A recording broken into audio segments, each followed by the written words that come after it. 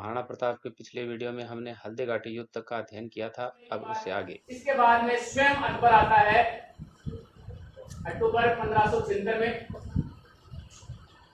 अजमेर से ये आक्रमण करता है। अजमेर में इसने एक किला बनाया था, मेघदीन का किला अकबर ने।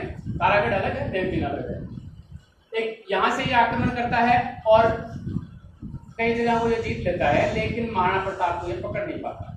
इसके बाद में ये भगवंत दास,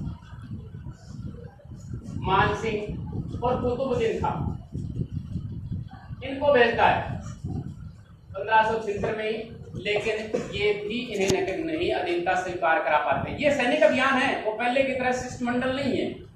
फिर 3 बार ये भेजते हैं इसको, शाहबाज खान।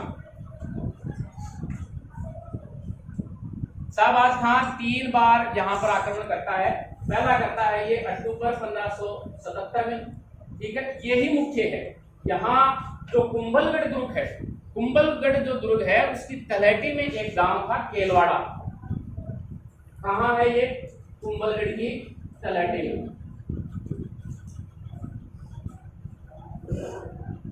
गांव है केलवाड़ा। केलवाड़ा पर यह अधिकार कर लेता है, लेकिन इस पर अधिकार करने में इसे 4 महीने लग जाते हैं। इस पर भी यह अधिकार कर लेता है और फिर ये वापस मुगल दरबार में चला जाता है। जब वापस चला जाता है तो महाराणा प्रताप वापस इसके ऊपर अधिकार कर लेता है। तो इस प्रकार ये 2-3 बार आता है, लेकिन सफलता नहीं मिलती। फिर इसके बाद में आते हैं 1580 के अंदर अब्दुल रहीम खान खाना, और ये क्या करते हैं, अपने परिवार को छोड़ देते हैं शेरपुर में। बहुत सारा बड़ा परिवार था अब्दुल रहीम खान खाना का, और स्वयं लड़ने के लिए आ जाते हैं। पीछे से क्या होता है कि इनके पुत्र होते हैं अमर सिंह, ये इसके परिवार को बंदी बना लेते हैं। अमर सिंह के परिवार, अमर सिंह है वो अब्दुल रहीम खान खाना के परिवार को बंदी बना लेता है। तो बंदी बनाने से प्रताप नाराज हो जाता है कि हमें इस प्रकार का व्यवहार नहीं करना है, और इसके जो स्त्रियां हैं, बच्चे हैं, उसको सह सम्मान आप वापिस लौटाइए। तो सह सम्मान लौटाने से देखो, एक तो इसकी प्रतिष्ठा में वृद्धि हो गई प्रताप की, और दूसरी अब्दुल रहीम खान खाना जिससे बहुत प्रभावित हो जाता है, तो ये भी वापिस से लौट जाता है 1580 के बाद। अब इसकी वृद्धि तो हो ही गई। इसके बाद में ये आगे चलता है और चूलिया नामक स्थान पर ये जाता है। चूलिया एक स्थान है और वहां पर इसे मिलता है भामाशाह और उसका भाई तारा।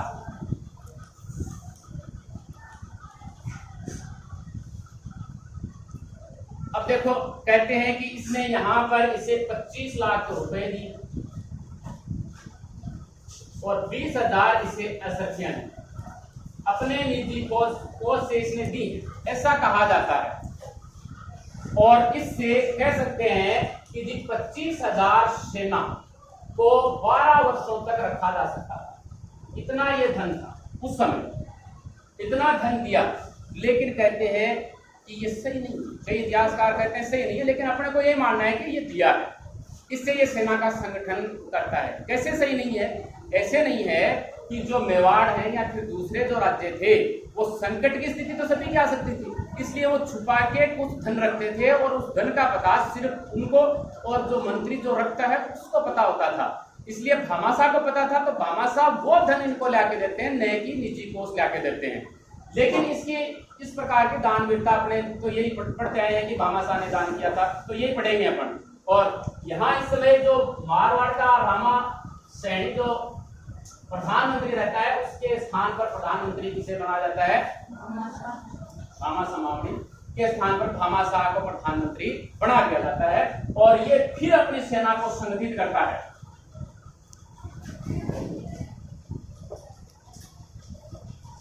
और फिर ये हमला करता है दिवेर थाने पर, ठीक है। और यहां पर था अकबर का चाचा सुल्तान खां के निगरानी में था ये यहाँ का थाना कहेंगे हम, ठीक है।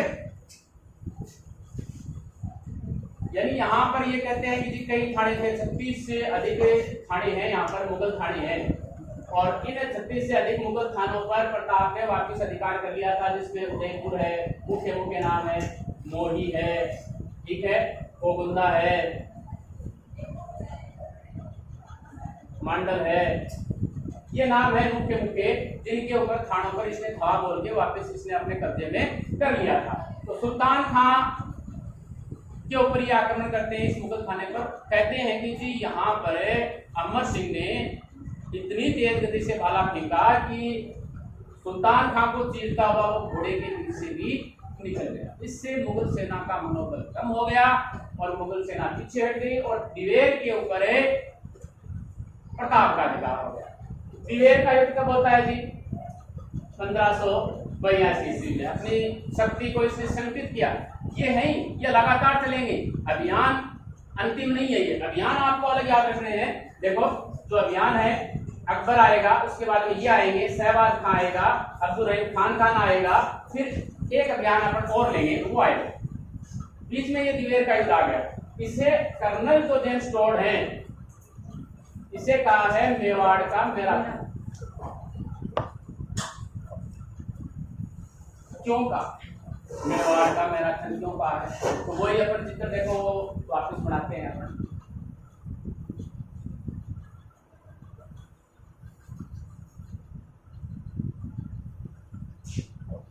यहाँ एक जगह है ग्रीस या क्रीट, ठीक है, और ये फारस वगैरह है। यहाँ का जो राजा था वो था मिल्टाइडिस, और यहाँ का था टेजिस या दारा प्रथम, जिसके बारे में अपन बार बार चर्चा कर रहे हैं। अब ये बात है 490 ईस्वी सब। इस समय एथेंस, अब वही स्थिति सेम टू सेम है मैराथन वाली कि अपने गौरव के लिए ये गौरव का युद्ध वाला भी है कि इससे महाराणा प्रताप का गौरव बढ़ गया था। तो महाराणा प्रताप के गौरव को बढ़ाने वाला युद्ध भी कहा है यहाँ पर कर्नल जेम्स टोड ने इस युद्ध को। तो सेम टू सेम परिस्थिति थी, यानी यहाँ पर एक छोटी सेना होते हुए भी डेरियस को मिल्टाइडिस ने हरा दिया था। यहाँ भी छोटी सेना है और ये भी हरा रहे हैं, इसलिए इसे क्या कहा गया है? मेवाड़ का मैराथन कहा गया है। फिर हम आगे चलते हैं कि 1584 ईस्वी में अंतिम बार ये भेजेंगे जगन्नाथ कछावा को।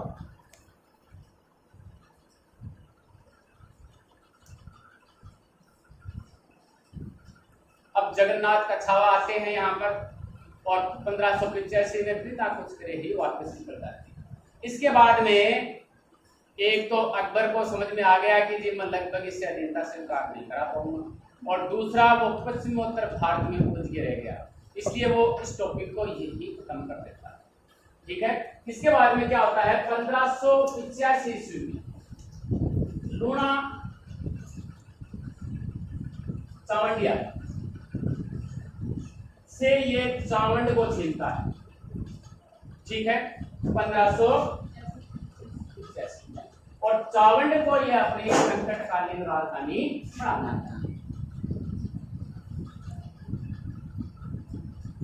अब इसके बाद में ये यही रहेगा।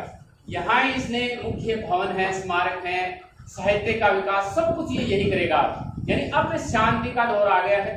अकबर अब आक्रमण नहीं करेगा।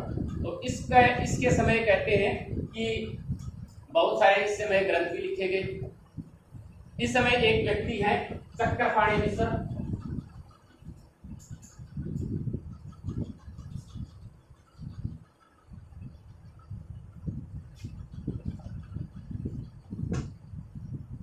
ये 2-3 किताबें लिखते हैं यहाँ पर। एक है राज्याभिषेक पद्धति,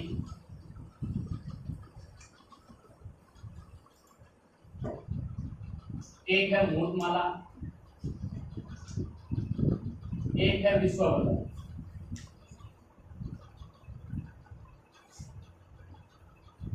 ये 2-3 किताबें लिखते हैं। एक व्यक्ति और है जिसने लिखी है अमर शाह, तो जीवतर लिखते हैं। ये कहते हैं कि इस समय मेवाड़ की स्थिति बहुत बढ़िया थी और मेवाड़ में स्त्री बच्चों को कोई तकलीफ नहीं थी और हर व्यक्ति को बिना किसी जांचे परखे उनको सजा भी दी जाती थी। अब हम बात करते हैं चक्रपाणि मिश्र की। ये राज्याभिषेक की पद्धति लिखता है। ये गतिशीली पद्धति थी, यानी गतिशीली पद्धति के अनुसार किस प्रकार से राज्याभिषेक किया जाता था। ये जो था वो ज्योतिष से संबंधित था और विश्व वल्लभ थी, ये उद्यान विज्ञान से संबंधित थी कि हम बगीचों का निर्माण है वो किस प्रकार से करेंगे, ये था। इसके बाद में इसका शांति का दौर एकदम लगातार जारी रहता है और 19 जनवरी 1597 में उसमें ये धनुष की प्रत्यंचा को चढ़ा रहे थे और वो टूट जाने के कारण ये घायल हो जाते हैं और थोड़े समय बाद में इनकी मृत्यु हो जाती है, मर गए। अब इनको हम कौन से पुरुषों के रूप में हम याद रखेंगे, ठीक है। तो पहला है नियत थे पर ये वार नहीं करते थे।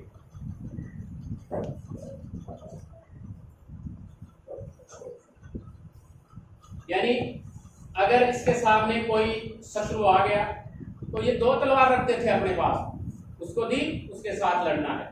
दूसरा सामाजिक समरसता,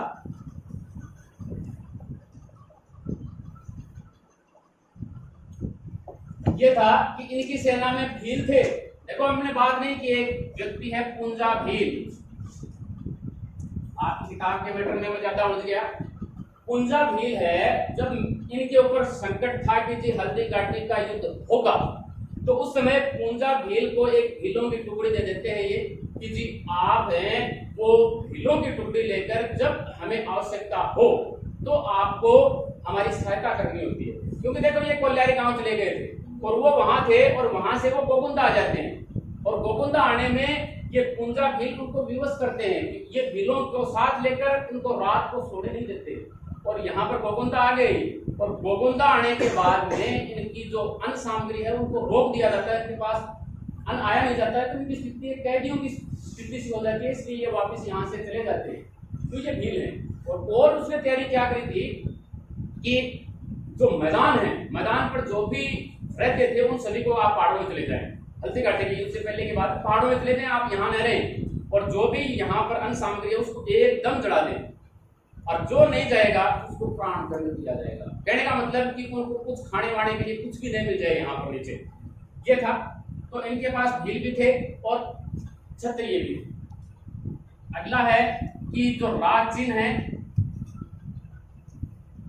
और धर्म रक्षक भी थे। कैसे थे कि जो मेवाड़ का इनका राज चिन्ह था, है ना, जो दृढ़ राखे धर्म को तीन राखे प्रकार, इनका ये उद्देश्य वाक्य है, उसकी भी इन्होंने रक्षा की थी।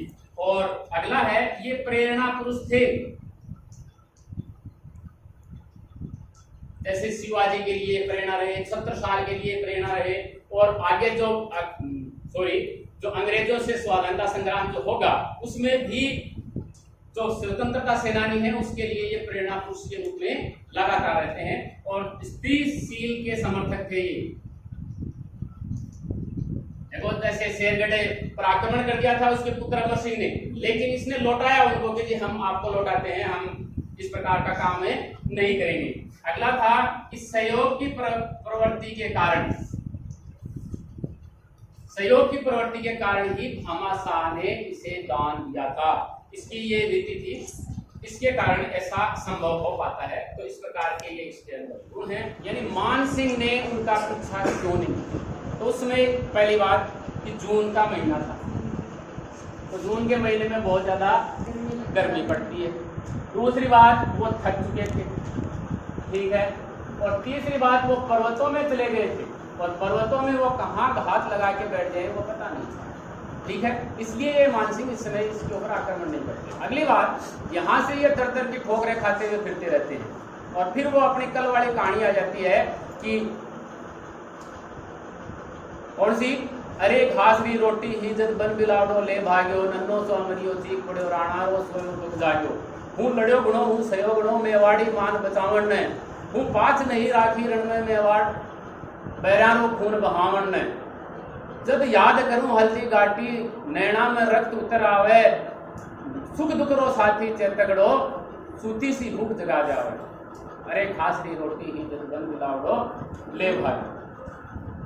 अब इसके बाद में भी ये यही नहीं रुकता, आगे भी वो अपने पुत्र की एक घास की रोटी के लिए भी देखो उसका राजकुमार है वो कितना तड़प रहा है ना, लेकिन आज बिलक तो देखूं जद राजकंवर ने रोटी नहीं, कहता है आगे। और ये कहता है तो भूलू में छात्र रन और भूलू हिंदवाणी चोटी ने ये कहता है आगे कि भाई अब मैं सब कुछ भूल जाता हूं, और ये फिर लेटर लिखता है किसको, बादशाह को, कि जी मैं आपको बादशाह मानता हूं आज के बाद, ठीक है। और बादशाह को लिख दिया कि आप, अब ये बात वहां पर क्या होती है, पृथ्वीराज राठौड़ अपन पहले चर्चा कर रहे थे कि बीकानेर के जो कल्याणमल के भाई हैं जो भी हैं वो यहाँ पर थे, इनके दरबार में थे, और इनकी लगातार मजाक होता था बादशाह अकबर के साथ में, ठीक है। तो मजाक में ये कहते थे कि आपको महाराणा प्रताप है, कभी बादशाह नहीं कहेगा। तो उसने आके कह दिया कि जी देखो इसने हमें बादशाह कह दिया है। तो एक बार तो उसकी धरती सी खिसक जाती है कि जी ये क्या हो गया। फिर वो अपने आप को संभालता है कि जी अकबर महाराणा प्रताप ने नहीं लिखा, ये आपने ऐसे खर्ची करवाया है। तो मैं उनको लेटर से पूछता हूँ कि जी ये वास्तव में ऐसा हुआ है कि नहीं हुआ है। तो वो लिखते हैं कि सूरज है वो पश्चिम में उदय हो गया क्या, है ना, और क्या महाराणा प्रताप ने अकबर की अधीनता स्वीकार कर ली। अगर ऐसा है तो मैं मेरी मूंछों को ताव देना बंद कर देता हूँ और अपने तलवार से अपने शरीर को घाव दे देता हूँ। तो ये इस प्रकार का लेटर पृथ्वीराज राठौड़ का कहाँ पहुंचता है, महाराणा प्रताप के पास, और महाराणा प्रताप फिर उसको उत्तर वापस देते हैं कि जिस सूर्य है वो पूरब से ही उदय होगा, और महाराणा प्रताप कभी भी उसे बादशाह नहीं कहेगा, क्या कहेगा जी।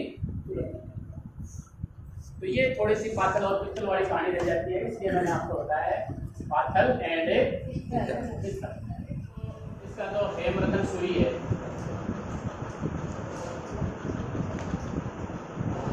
जो भामाशाह का भाई था कौन है, ताराचंद। ताराचंद की प्रेरणा से इसने एक पुस्तक लिखी थी, गोरा बादल कथा और पद्मनी चौपाई। इनको आप जानते हो, ये कहाँ थे पता है ना। इसके अलावा एक और है रामा संधू और माला संधू।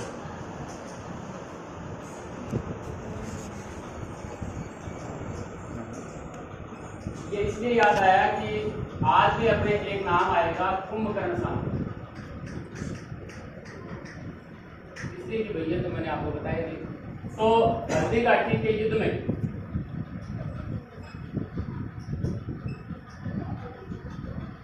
जो मेवाड़ी सैनिक थे उनके अंदर भय को निकाल करके बिल्कुल बढ़िया तरीके से लड़ सके, ये भावना वीरता उनके अंदर भरने के लिए ये दोनों जिम्मेदार थे। और रामा सांगू ने उसमें कहा था कि जी जो अकबर है वो है एक पक्षी के समान, आपको यहाँ लिखना है किसके समान है जी, पक्षी के समान है, और प्रताप है आकाश के समान। तो कई बार आक्रमण करता है ये, लेकिन इस आकाश रूपी की था ये पक्षी ले नहीं पा रहा है, यानी इसकी पार नहीं पड़ रही है, और लास्ट में इसने इसे अधीनता स्वीकार कर रहे। और थोड़ी सी बात करते हैं हम हल्दी घाटी के युद्ध की। इसमें क्या होता है कि मैंने आपको बताया था कि जब हल्दी घाटी का युद्ध पूरा हो जाता है और महाराणा प्रताप वहाँ से कोल्हे गांव की तरफ निकल जाते हैं, वो पीछे रह जाते हैं, फिर वो गोगुंदा में चले जाते हैं, वहाँ पर जो कुंजा भील है वो उसका देना दुबर कर देते हैं। तो कहते हैं इनके खाने के लिए कुछ बचता नहीं है यहाँ पर इनके लिए। तो एक तो ये कच्चे आम थे उस समय, पक्के तो होते नहीं है, जून की जो गर्मी है उस गर्मी में ये पक्के हुए नहीं रहते हैं। एक तो ये कच्चे आमों को खाकर इन्होंने अपना भरण पोषण किया, एक तो ये कच्चे आमों पर निर्भर रहे यहाँ पर, और दूसरे इन्होंने ये क्या किया कि इनके पास घोड़े थे, आपको बताई है, और ऊंट भी थे। तो इनका मांस खाकर ये, यानी ये अपने घोड़ों और अपने जो ऊंट हैं उनका मांस खाकर ये जीवित रहते हैं। तो ये महाराणा प्रताप के बारे में है, थोड़ा और कुछ कहा मैंने। तो इसके अलावा देखो एक और है, जब ये महाराणा प्रताप के था वो मुख्य चीज यही है कि मृत्यु हो जाती है कहाँ पर, चावंड में, जो इनकी संकटकालीन राजधानी थी ना, संकटकालीन राजधानी, वहां पर मृत्यु हो जाती है। और फिर वहां से 1.5 किलोमीटर बताया गया है कहीं, और कहीं 1.5 मील बताया गया है, वहां पर बारडोली है, बारडोली में ले जाकर इनका अंतिम संस्कार किया जाता है, वहीं इनकी छतरी है, ठीक है ना। देखो वैसे मैंने आपको बताया था वहां पर चेतक है, चेतक की कहाँ है जी, कलीचा में, और इसकी कहाँ है जी, कहते हैं जब इसकी मृत्यु का समाचार अकबर के पास पहुंचा तो अकबर ने दांतों तले अंगुली दबा ली और उसकी आंखों से आंसू भी निकलने लग गए कि भाई मैं इस प्रकार के व्यक्ति को अधीनता स्वीकार नहीं कर पाया। यानी उसकी नज़र में भी वो महान हो गया है ना। और इसमें यहाँ एक दुआ भी लिखा गया है, असले को अंडा पाग ले गो अन्नामी गोवाड़ा गवड़ा तो बैठो दुर्वामी नौरोज नए गयो कासा नवली नए गयो दरोखा हेठ दुनिया दिल। इस प्रकार से है कि वो नए तो दरोखा दर्शन में गया जो अकबर का था और नए इसने कभी अधीनता स्वीकार की जो भी है। महाराणा प्रताप का हमारा ये अध्याय इसी के साथ समाप्त होता है। धन्यवाद।